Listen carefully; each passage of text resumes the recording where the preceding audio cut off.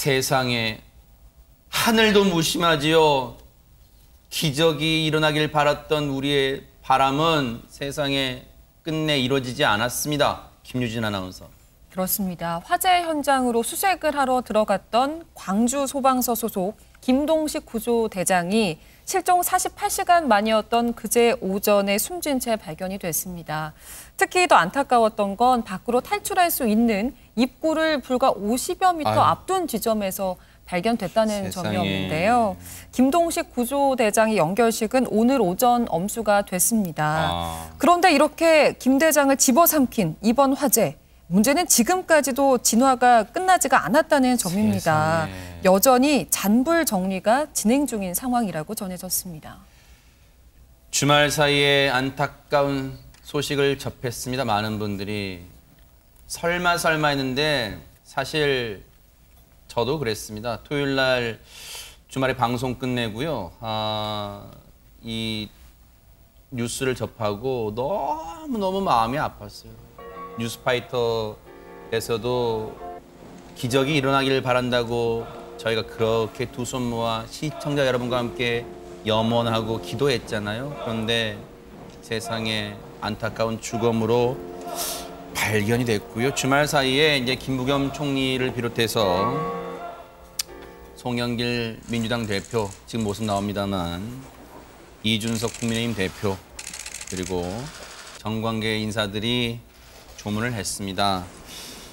오늘 이제 구조대장 고 김동식 구조대장의 연결식이 이제 진행이 되면서 사실 많은 분들이 최진봉 교수님 특히 뭐 유족의 그 아픔 정말 돌아올 거라 믿었던 그 유족들은 얼마나 지금 비통할 겁니까? 그리고 마지막까지도 고 김동식 대장을 따랐던 그 후배 소방관분들은 대장님 저희가 반드시 대장님 구출하겠습니다. 그렇게 다짐했었잖아요. 그렇죠. 네. 그러니까 사실은요. 구조대장이 본인의 밑에서 함께 일했던 사람을 먼저 나가라 하고 본인이 마지막까지 있었던 세상에. 거예요. 그분들은 얼마나 미안하고 죄송하겠습니까? 그러니까요. 대장님이 먼저 나가시죠라고 말을 안 하고 본인이 나왔던 걸 자책할 거라고 저는 생각해요. 그 정도로 구조대장 김동식 구조대장이 보였던 이 모습은 살신성인의 모습은 생명 하나를 구하기 위해서 자기네 직업을 천상으로 알고 그걸 위해서 목숨까지 버린 거잖아요. 네.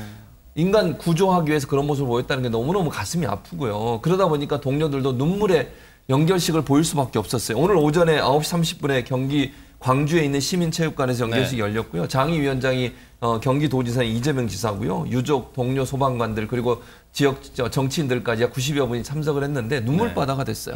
보내면서도 보낼 수 없는 거죠.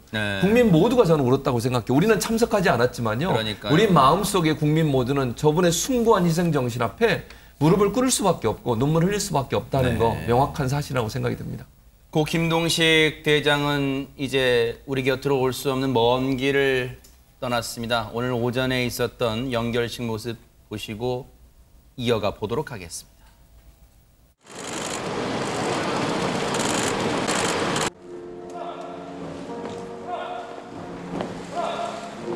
팀장은 대원들을 앞에 두지 말고 앞에서 대원들을 이끌어야 한다고 매번 말씀하셨던 대장님.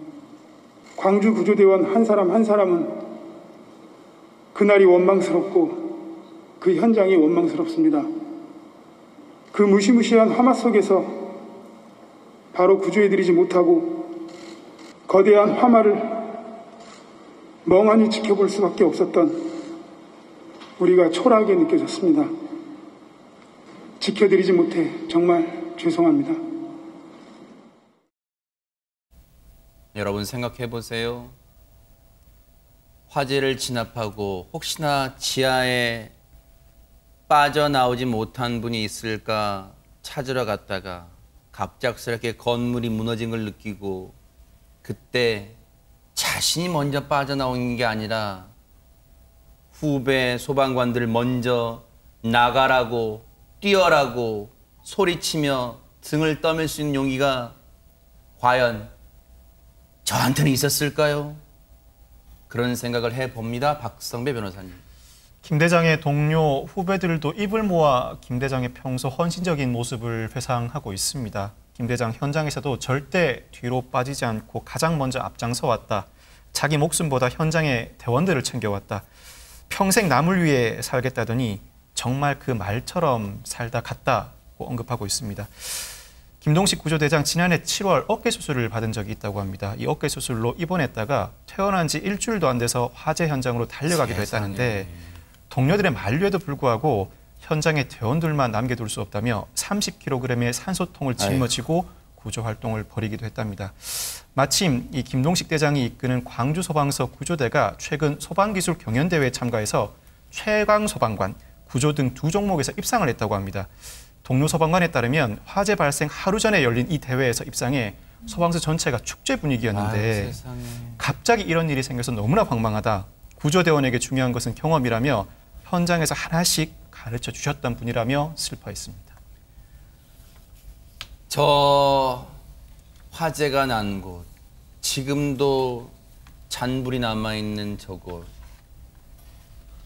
말씀 안 드릴 수가 없죠. 여러분이 많이 알고 있는 그 회사입니다. 쿠팡 물류센터예요. 그런데 여러분 그런 생각하실 거예요. 어쩌다가 화재가 났고, 화재가 나면 저렇게 큰 물류센터면 다 스프링클러가 있을 텐데 물이 쫙 뿌려지는 거 있잖아요. 왜 이런 화재가 크게 났을까 궁금하실 거예요. 관련 얘기 들어보시고 이어가 보도록 하겠습니다. 폐쇄하면 안 되는 겁니다. 안 되는 건데 기술도 오작동이 많고 그렇습니다. 그러니까 이제 이게 저기 화재 경보가 울리면 한 번 울렸을 때는 저기 화재로 피난을 해도 두 번이면 이건 가짜야 또 이런 부분도 있고요. 그런 상황에서 이제 이번에도 아마 8분 정도 꺼놓은 걸로 저희가 현재까지는 확인하고 있습니다.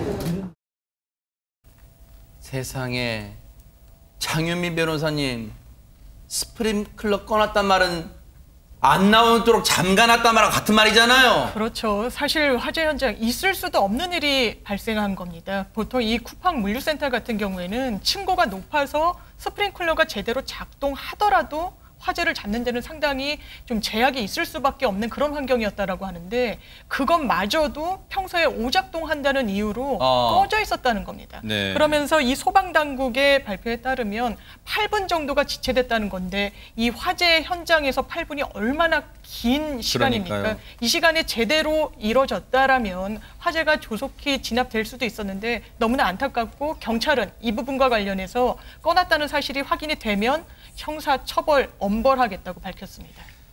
저희가 조금 전에 보여드린 물류센터 내부에 찍힌 CCTV 모습 보면 바로 저것이 뭐냐면요, 최초 발화 지점으로 추정이 되는 모습입니다. 지금 진열대에 있는 콘센트에, 선반 위에 설치된 콘센트에 이 불꽃이 튀면서 연기가 바로 피어오르는 모습 보이시죠? 저기가 바로 최초의 발화 지점인 것으로 현재까지는 추정이 되고 있는 상황입니다.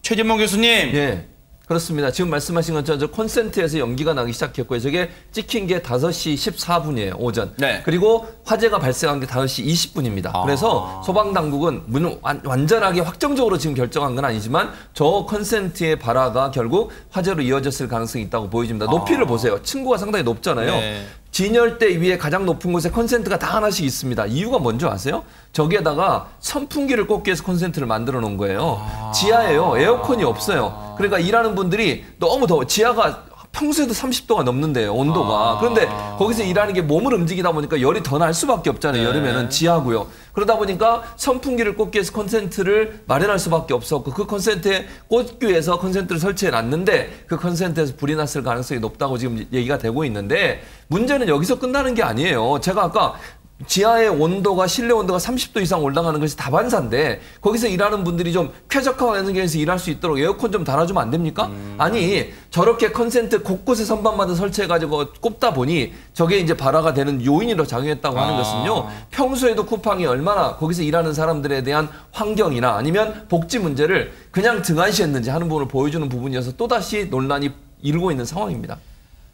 이번 화재에 대한 안타까움은요, 지금 쿠팡 측에 대한 분노로 번지고 있다면서요, 최정아 기자님. 네, 현재 SNS에는 나는 쿠팡을 탈퇴했다라는 인증 사진과 인증 글이 속속 올라오고 있는 상황인데요. 사실 그럴 것이 지난 1년간 이 쿠팡 물류센터와 외주업체에서 일하던 노동자 9명이 숨지면서 이 노동 환경에 대한 처우 개선을 해달라라는 목소리가 사실은 굉장히 높았던 상황입니다. 이번 화재 역시도 이 노동 환경의 열악함 그리고 안전 관리 소홀로 인해서 피해를 키웠다라는 비판에서 자유로울 수 없는 상황이 됐는데요. 또 이렇게 그 구매자들, 그러니까 고객들이 화가 난 결정적인 또 이유가 하나가 더 있습니다. 바로 쿠팡 창업자가 화재 당일에 의장직에서 물러난 사실이 알려지면서 고객들, 이 소비자들이 함께 행동에 나서게 된 겁니다. 소비자의 분노 직접 한번 들어보시고 이어가 보도록 하겠습니다. 쿠팡이라는 기업 자체가 국내에서 커가지고 인지도나 규모 확장을 다 해놓고서 막상 국내에서 일어난 일에 대해서 대표라는 사람은 책임 회피를 위해서 직위를 다 내려놓고. 고 김동식 대장이 우리 곁을 떠나면서 남겨준 숙제는 그걸 겁니다. 이 물류센터 화재 사고 원인은 물론이고 왜 어쩌다가 이게 키워졌나, 그런 사태 반드시 이후에 수사 통해서 밝혀내고 다시는 이런 비극이 없도록 해주시기를 아마 하늘나라에서 바라고 있을지도 모르겠습니다. 고 김동식 대장의 영면을 뉴스파이터가 진심으로 기원하겠습니다.